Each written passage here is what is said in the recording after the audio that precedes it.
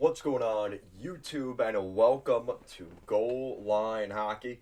It's Kevin Forte, and today we are taking a look in the Western Conference. In the Pacific Division, we have a pretty good matchup between the Los Angeles Kings and the Edmonton Oilers in the first round of the Stanley Cup playoffs. Guys, if you're interested in checking out our NHL Bracket Challenge and you want to join in, you think you have what it takes to beat me and everybody else in there, make sure to go to team_GLH for your chance to join our Bracket Challenge. I hope to see you there. So with that out of the way, let's get into today's video. So the LA Kings and the Oilers. Both of these teams have fared out pretty well during the regular season, each of them picking up a pair of wins against each other. And, kind of beyond that, you want to talk about like classic mid-2010s playoff type hockey. That's what we're looking at in this series. Both of these teams have really tried to address the defensive side of the game. There's a couple of other interesting storylines as well, kind of beyond the scenes in this one. One of the key things is Joonas Korpisalo, who is with the LA Kings, has put up some very impressive numbers since he was traded to the Kings back at the deadline from the Blue Jackets. The Oilers were also one of the teams linked to potentially picking up Korpisalo, so that'll be kind of interesting, what could have been for the Oilers if they picked up Corpy. Also, Todd McClellan, the current head coach of the Los Angeles Kings, was the coach of the Edmonton Oilers a few years back, so maybe he gets some revenge on his former team, as well as the fact that these two teams met in the first round of the playoffs last year. So we have another situation like we did with the Leafs and the Lightning rematching from last year in the first round. We're going to see that again here on the West Coast between the Kings and the Oilers.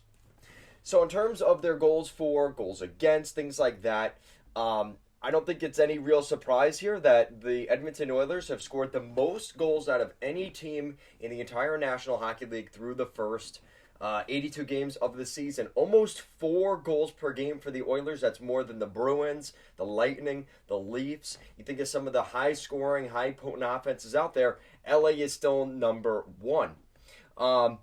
Meanwhile, for the Kings, they're in the middle of the pack for both their categories, goals against, goals for.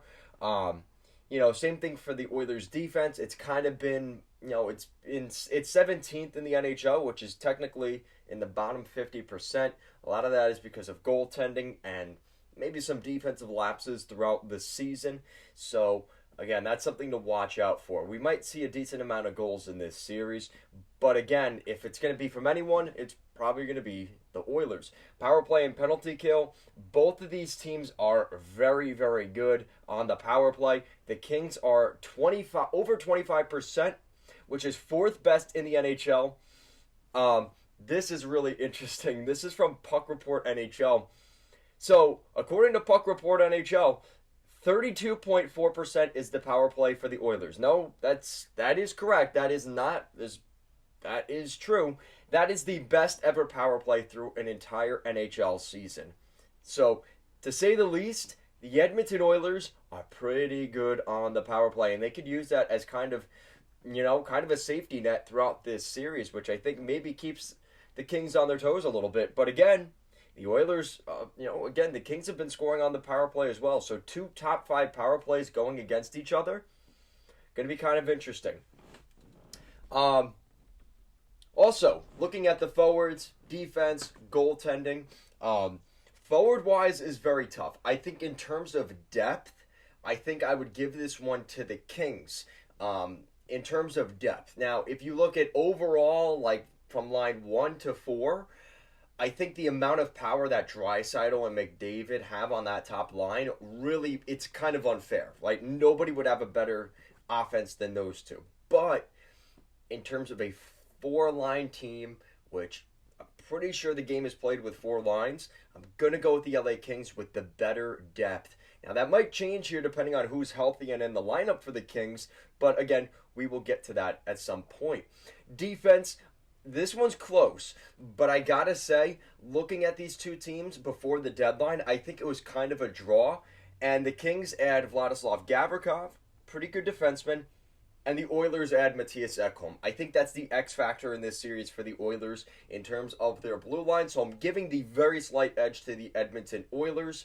There's a lot of really good defensemen on the LA Kings, but truthfully, I think this team looks so much different with Matthias Ekholm on the back end. I think he makes Evan Bouchard better. I think he makes even some of the players around him better on that blue line. So I'm going to give that one to the Oilers. And in between the pipes, I don't think this is too much of a debate. I think Oilers fans like what they've seen from Stuart Skinner and Jack Campbell at points this season.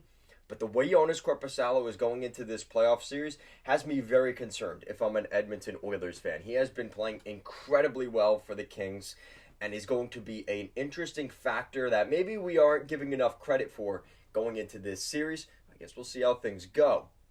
In terms of injuries for each of these two sides, for the Edmonton Oilers, the list, which is a good thing, is fairly small. It's Oscar Klefbom, Ryan Murray, and Mike Smith, which none of those three guys we expect to see at any point this season, and let's be honest, probably won't see ever, including Klefbom and Smith. So those guys, the good news is there's no key injuries to the Oilers.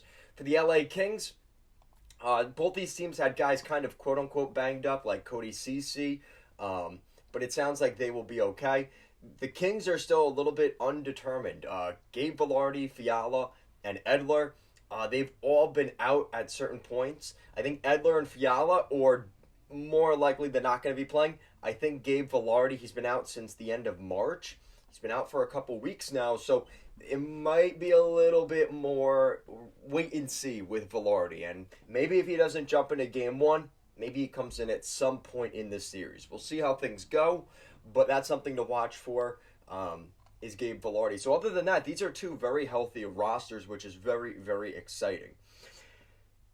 So now comes kind of the prediction, right? Because, how I look at both of these teams, I think it's kind of weird because they're not known for their offensive prowess, but they are known for their offensive prowess because, again, 5-on-5, they're both pretty good offensively, but it's really the special teams. It's the power play.